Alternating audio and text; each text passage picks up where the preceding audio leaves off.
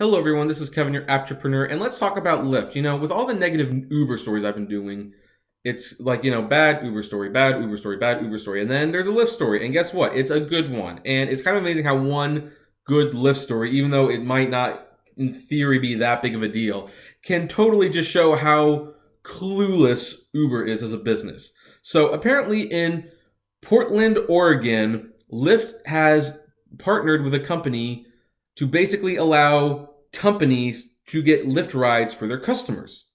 I kid you not, and this is actually very, very smart.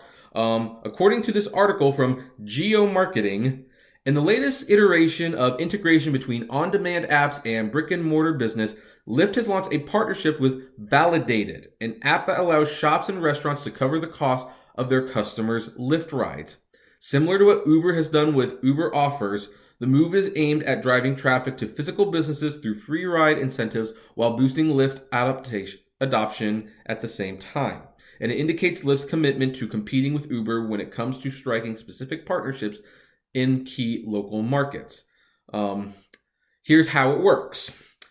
Customers can download the Validated app and then search for participating shops and restaurants by neighborhood category or by browsing the map. After hitting a spending target while shopping or dining, users can select the desired merchant, scan their receipts, and get validated. And this credit can then be pushed directly to the rider's Lyft accounts. Brilliant. Brilliant. Now, they said that Uber does this with Uber Offers.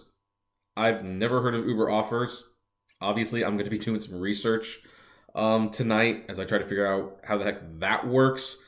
And maybe I'll make a video about them, although I am so tired of making Uber videos at this point. But yeah, no, this is a good thing because here's the thing. Brick and mortar stores definitely, they could use some business. And so to have them say like, hey, if you spend this much money, we'll give you a Lyft ride here for free. That is a huge bonus, especially if you're going out to dinner, like say you want to go to a fancy restaurant on Valentine's Day and you don't want to drink and drive, but you know what? You don't really want to add an additional $10 each way on your Lyft ride. Well, you pick a restaurant, you order a certain amount of food, and then you can get your Lyft rides free. Perfect. Now, I do wonder how long the partnership will last because, in terms of the restaurants at least, they also have a weapon with Postmates and DoorDash, where they don't have to drive people over to their restaurant. They can just have the food delivered, and thus that table can be saved for people who do decide to come. Because why fill out the restaurant if you don't need to? I know the servers don't like Postmates and DoorDash. You know what? I sympathize with the servers, the waiters, the cooks.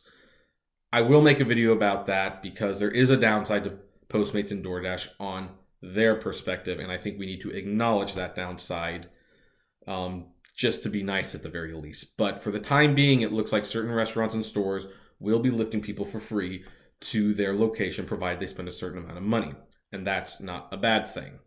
In fact, if anything, that might even make Christmas shopping a little bit easier because while people like shopping on Amazon, maybe they want to support the local economy, but they don't want to hassle with the park and everything. Well, that's great. Like say, for example, you live in Sacramento, California, and I don't know if you've ever been to Arden Fair Mall there, but it's a nightmare. It's a nightmare if you live in Orange County, Costa Mesa, the Costa Mesa Mall, same thing. Well, you can buy a certain amount of merchandise from the stores, get Lyft to give you a ride for free and pick it up and go home. Now, granted, of course, I should mention that no, the service is not available in California yet. This is obviously in Portland, Oregon.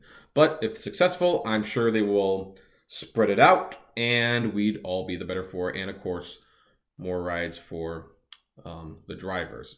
The only thing that I wonder is, will this affect tips? That's the only thing I'm kind of concerned about. Will it affect the tips? Otherwise, I don't see too much of a downside to this. So what do you folks think? Like it, dislike it? I'd like to know. Comment below. Like, favorite, share, subscribe. And as always, flame responsibly. Have a good one.